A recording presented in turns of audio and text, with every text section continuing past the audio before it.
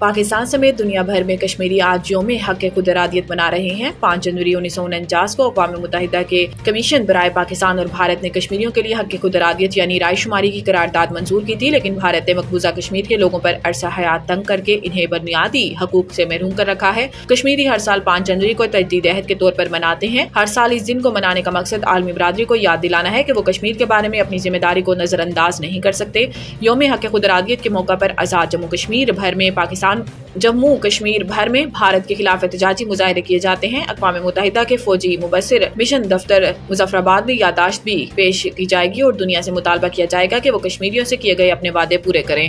صوبے میں دہشت گردی نہ پولیس اور نہ ہی لیویز روک سکتی ہے۔ وزیر اعلیٰ بلوچستان میر سرفراز بگٹی کا کہنا ہے کہ جہاں ضرورت ہو لیویز علاقے کو پولیس علاقے میں تبدیل کریں۔ سرفراز بگٹی نے ایوان میں خطاب کرتے ہوئے کہا کہ ایک سوچ ہے کہ ہر صوبے میں ایک ہی فورس ہونی چاہیے۔ حکومت کا کوئی ارادہ نہیں کہ لیویز کو مکمل ختم کیا جائے۔ انہوں نے مزید کہا کہ صوبے میں دہشت گردی کو نہ پولیس اور نہ لیویز روک سکتی ہے، یہ دونوں فورسز عام جرائم کے لیے ہیں۔ وزیر اعلیٰ بلوچستان نے کہا کہ حکومت اور اپوزیشن کی کمیٹی بنائی جائے جو لیویز ریفارمز پر کام کرے، لیویز میں اصلاحات لا کر اسے ایک اچھی فورس میں تبدیل کیا جائے گا۔ بشرا بی بی نے وکلاء کو عمران خان تک پیغام رسانی سے روک دیا۔ پاکستان تحریک انصاف کے بانی عمران خان کی اہلیہ بشرا بی بی نے پارٹی کے سیاسی امور کے بعد قانونی معاملات میں بھی مبینہ طور پر مداخلت شروع کر دی۔ نجی ٹی وی کی رپورٹ میں دعویٰ کیا گیا ہے کہ بشرا بی بی نے وکلاء اور انصاف لائرز فورم ILF کی ٹیموں کو تبدیل کر دیا ہے۔ نجی ٹی وی کے ذرائع نے حوالہ دیتے ہوئے بتایا کہ بشرا بی بی نے قاضی انور ایڈوکیٹ کے ذریعے ملک بھر کے وکلاء کی فہرست طلب کی ہے۔ قاضی انور اور مشال یوسفزئی بشرا بی بی کو وکلاء کی معاملات پر رپورٹ کریں گے۔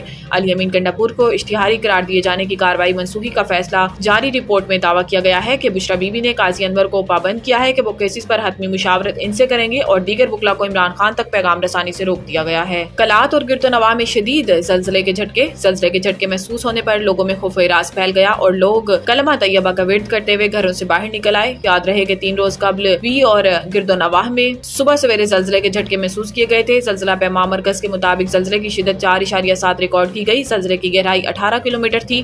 مرکز سبی سے 22 کلومیٹر دور کا علاقہ تھا۔ انٹرنیشنل لائرز فورم کے وفد کی علامہ حسن ظفر نقوی سے ملاقات۔ چیئرمین ناصر احمد ایڈوکیٹ کی جانب سے ہر سطح پر تعاون کی یقین دہانی۔ حکومت فوری طور پر علماء کرام و عزاداران پر جھوٹے مقدمات ختم کرے۔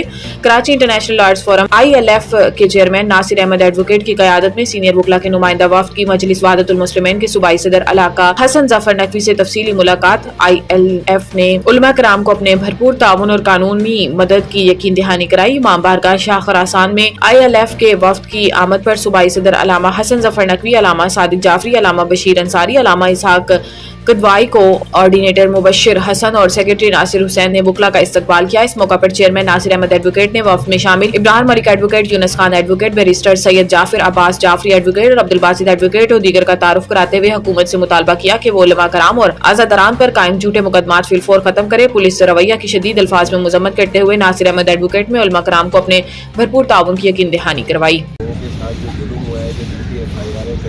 گورنمنٹ سے یہی اپیل کروں کہ وہ فوری طور پہ علماء کرام کبھی دہشت گرد نہیں ہو سکتے کہ امن کا پیغام اس دھرنے میں خود بھی بیٹھا ہوا تھا، میرے ساتھی بھی بیٹھے ہوئے تھے کہ امن کا پیغام، امن کی بات کر رہے تھے، امن محبت اور پیار کی بات کر رہے تھے۔ کوئی اپنی پوری فیملیوں کو لے کر دھرنے میں نہیں بیٹھا۔ یہ جو بھی FIR ہے یہ ایگزیکٹو آرڈر سے چیف منسٹر صاحب اس کو واش کریں اور میں ہائی کورٹ کے DGP صاحب سے بھی اپیل کروں گا کہ وہ اس بات کا نوٹس دیں اور ان FIR کو واش کریں، کیونکہ اس سے مزید بدامنی پھیلنے کا خدشہ ہے۔ اس سے کوئی اچھی یہ علامت نہیں ہے کہ جھوٹے مقدمات بنا دیے گئے علماء کرام پہ اور اس جگہ پہ کھڑے ہو کے مقدس مقام ہے کہ ہمارے پیچھے اللہ کا گھر ہے اور یہ غازی عباس کا علم، آپ جانتے ہیں نا کہ علم ایسی علامت ہے کہ دنیا کے کوئی بھی لشکر علم کے بغیر نہیں چلتا۔ پاکستان میں جب کسی ریجمنٹ کو علم دیا جاتا ہے تو اسے حضرت عباس کا واقعہ یاد دلایا جاتا ہے، علمداروں کا واقعہ یاد دلایا جاتا ہے۔ تو یہ علم، یہ علامت ہے اس بات کی کہ ہم حق کے ساتھ ہیں، حق کے علم بردار ہیں، حق کے علم کے ساتھ ہیں۔ یہاں سب جمع میں، یہاں میں اپنی وکلا برادری کا دل سے، دل کی گہرائیوں سے شکریہ ادا کرتا ہوں کہ یہ شروع دل سے ہمارے ساتھ کھڑے ہیں، آج بھی ہمارے ساتھ ہیں اور انشاءاللہ ہمیشہ ہمارا ساتھ رہے گا، اور انشاءاللہ آپ بھی جب ہمیں پکاریں گے ہم آپ کی آواز کے لیے لبیک کہہ کے جائیں گے۔